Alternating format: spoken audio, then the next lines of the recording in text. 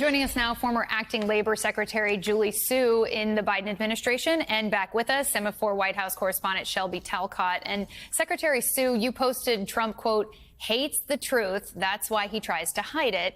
What should we make of the ouster of the Commissioner of Labor Statistics here? Well, it's outrageous, but it's not surprising. It is consistent with a practice of hating the truth, of not wanting people to know what's actually going on, and then blaming the people who tell it. This is sort of classic authoritarian behavior. It's also classic Donald Trump. The reality is the Bureau of Labor Statistics has, for decades, gathered reliable and the most comprehensive data about our labor market that there is. That's why it's considered the gold standard.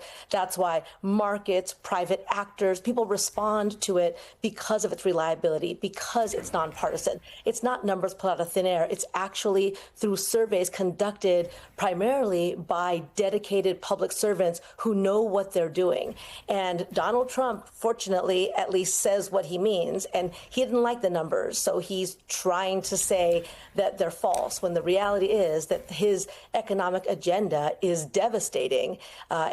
He's promised to grow jobs. He promised to bring down prices. He's failed to deliver on each of those things, so he wants to shoot the messenger. Secretary, I have to ask you, we saw the revision, that downward slide of the jobs reporting for May and June, and that was quite significant, 200,000 jobs fewer. That doesn't seem like a rounding error. So is the president right to be a little bit frustrated by the fact that the data was off here, or is this just the course of business as usual?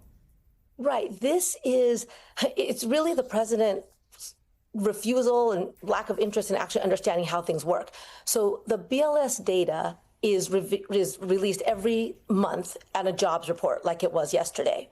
It is then revised based on information that comes in after that information came out. Now, it's possible that BLS can only release data once a year, for example, right, and wait until all data is collected to do so.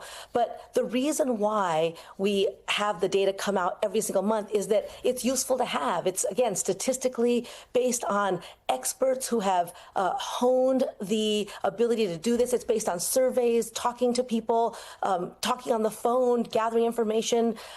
All of this takes time. And so sometimes the information that comes in after the initial information is released. That's what the revisions are. They're not mistakes. They're part of the process of gathering useful, transparent data in a timely fashion. So he doesn't understand how that works. And again, he doesn't like the information. So he's going to go after whoever says it. The data sort of a living, breathing thing, and it evolves. Shelby, the Senate confirmed McIntyre in an 86-8 vote, not a small margin there.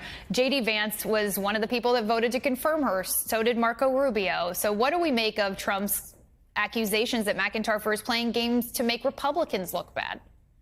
Right. I think it's surprising, but I also think he has done this before, right? I'm thinking of Jerome Powell, who he goes after regularly. And so it's not surprising necessarily. But I will say that Republicans are concerned about this move and they have questions. They want sort of answers. OK, if this data was incorrect, right, show us that evidence. And so there are concerns from Republicans. The question is, how far do they take those concerns? Or are these just sort of concerns that they're going to voice and then sort of step back and allow Donald Trump to do what Donald Trump does, to be determined, essentially. Secretary Su, let's get into some of the economic policy we're seeing. I want to show our audience a map of the new Trump tariffs now taking effect within the next week, from steep tariffs on Brazil, Canada, India. The list goes on and on as Trump tries to reshape the global economy. What is your main concern when it comes to the costs that Americans may see coming down the pike?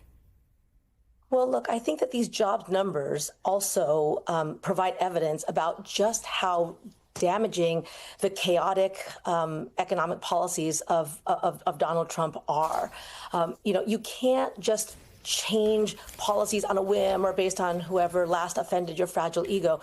People rely on predictability. And so at this point, businesses don't know whether they should expand or contract, whether they should make investments, invest in new equipment, or frankly, hire new people. The manufacturing jobs are down to a 9-year low under Donald Trump.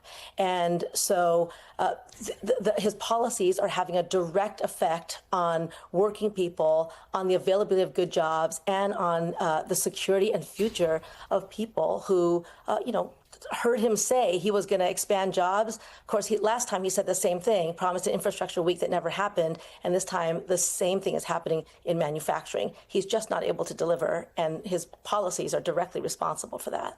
Shelby, last night, Donald Trump once again attacked Fed Chair Jerome Powell. He said he should resign. His term does not end until the end of next year. What does Trump hope to gain by ramping up these attacks? And could we see the axe come swinging for Powell? I think it's pretty simple. He wants Jerome Powell to lower interest rates. And so he's hoping by sort of publicly pressuring him that Jerome Powell will go ahead and do that. And we've seen him do that, pressure Jerome Powell over the course of this last 6 months. It doesn't seem like Jerome Powell is going to give in. Now, what I will say is there does seem to be administration officials who are sort of quietly pushing back on the idea of Jerome Powell being fired. There are lawmakers who are concerned about it, and perhaps that ends up giving Donald Trump pause. And we've heard Donald Trump sort of weigh the ability to fire him and suggest that, okay, his term is up in a few months, and maybe he ends up waiting it out because he's hearing from folks that he trusts who don't want him to fire Jerome Powell. So the interesting thing here is that the job market appears to be softening a bit, Secretary, and you would think that Trump wants Fed Chair Powell, his whole gripe is he wants him to lower interest rates. So could this now lay the groundwork for the Fed chair to make a different decision? Right. I will say what I always said when I was in office, right? We don't comment on Fed policy because we respect that it is an independent agency. But the point is that when you get information like this as the president of the United States, the hope is that you would actually try to figure out what you can do to make things better, right? Instead of attacking the facts, you would try to decide whether you should reverse course, whether the policies that you're pursuing are not the right policies for the American people, whether the promises you made that you're not delivering on are actually, serious enough that you should do something about them, instead of just saying that facts are not facts. If you had a 5-year-old who lies about eating a cookie before dinner, it's a little bit funny, maybe a little bit cute. There is nothing funny or cute about an almost 80-year-old leader of the free world not able to separate fact from fiction and continuing to try to put in place people who will help to sell a fictional version of events. Now you just made me want a cookie. Secretary Sue, Shelby Talcott, thank you both.